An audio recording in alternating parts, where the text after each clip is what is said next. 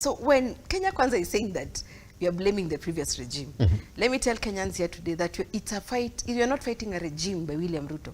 We are going to fight the ruling class because they are always circulating. If during Eurobond, Uhuru and Ruto were close. Yes. During handshake government, it was Uhuru and Raila.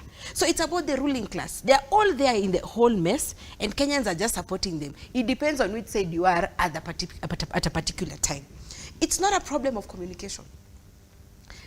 Communication is both verbal and non-verbal. And by that one was said by Miguna. And I told Miguna that to be in this government, he has applied for DPP position. Yes. CIS has said that they were giving up to 20 million, the least money to get that position. So if Miguna, you've not given any money for the position, just know you're qualified. But wait, I told you to write down your points. You're going to punch holes. So if you've not given any money, just know that position is as good as gone. Yes. But remember, communication is both verbal and non-verbal. Yes. They're telling us there was no money. They're telling us they need to fundraise. They're telling us there's a debt. Yes. But you see the president going around the world, spending our money, having parties, going around, kukula raha. And then he's here telling us there's no money. Non-verbally, Kenyans are wondering, unatubeba ujinga. Don't tell us you're spending your personal money. You cannot be richer than the government of Kenya. So he has to also align to what he's saying and align to the reality on the ground. There is no way he's telling Kenyans to tax them for his own special benefits, for the CSS to buy houses, expensive houses, and don't tell me they have money. I mean, why didn't they buy those houses in Karen before they were CSS? So the communication here is that they're telling us one thing, but the reality on the ground, they're doing the opposite. And maybe I want us to start thinking differently. Are we free as a country from colonialism? The president went around talking about financing, about using the dollar. Yes. How sure are we? Because there's always a conspiracy cases that some superpowers will feel threatened by such things. Gaddafi has always spoken about Africa uniting. And maybe we don't know. Maybe some of this even unrest, the whole country, 20 counties, we don't know who is funding. So it's incumbent on the president to first forget about foreign policy of going out there. Can we first domesticate our foreign policy? Can we see what we can produce? What is our competitive advantage? What can we sell to our neighbors? There's no need of going to bring the Iranian president here, saying they're going to open a motor vehicle assembly in Mombasa. The cost of power is still up. There's still unemployment, taxes, corporate tax, and all those issues are affecting. And remember, our tax policy is not favorable for business. Yes. So maybe those are things that are on paper, Sarakasi, that is going to bring an industry here.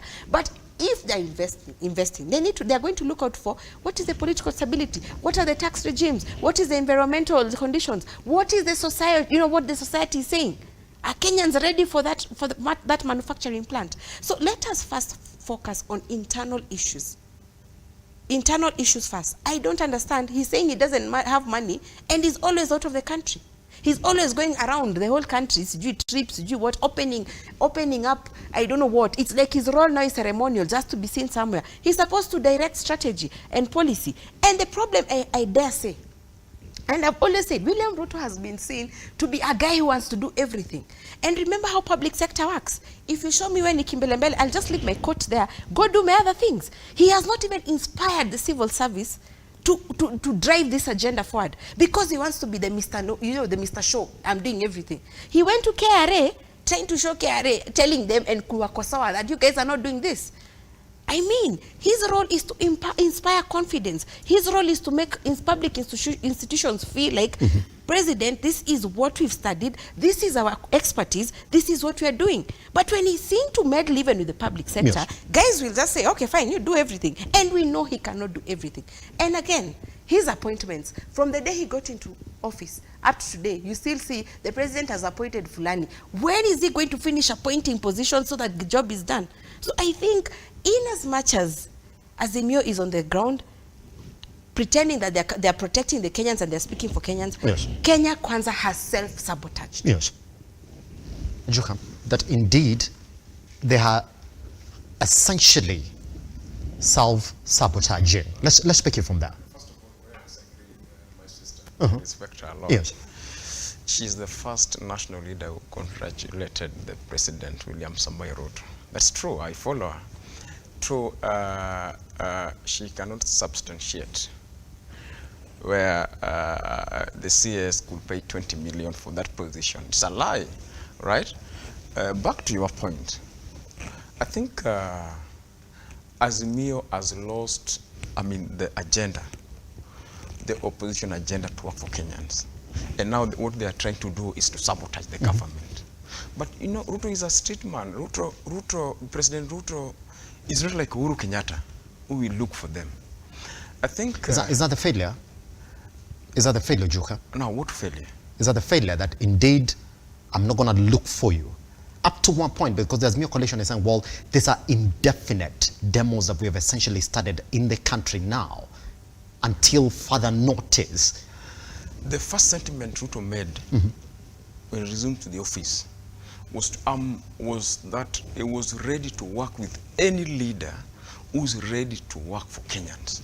But then you can't say that. But you can't say that and then say, well, it's not like Uhuru Kenyatta is not going to look for them, Ojuka. But Simba, it's like you are not in Kenya, man. No, I'm here with you. I just want to get the points from you, Ojuka, for the sake of the audience that listening to you this morning, because you're saying, well, Ruto is not like Uhuru Kenyatta. What Uhuru Kenyatta did, what Kibaki did, what Moi did, is essentially look for this one Raila Amolo Odinga and tell them we need to work together. You know, the primary role of a president is to work for Kenyans. And Raila Amolo Odinga, there's mere coalition. Are they not Kenyans? Per definition, who are Kenyan citizens, isn't it? It's true, they are Kenyans and Kenyan leaders, but they are trying to sabotage the government. The more you sabotage the government, you cause the crisis. Who has more to lose, Ojuka, this morning? Even as we say, well, Raila Amolo Odinga is to blame for this, there's mere coalition is to blame for this.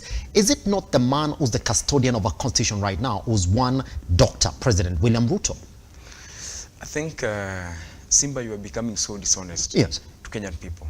Because one, this is the man who formed a group to parliament, right? Yes. And is the appointing authority to Azimio team. We were ready to talk to them, engage them. What happened? They were not ready to talk in a discussion, bipartisan talk. At the same time, we know the financials of all the protests in Kenya, which we cannot say now. Yes. But we know. I think, in my opinion, my brother, Raila is a great man. We respect him. But he should give Ruto time to work for Kenyan people.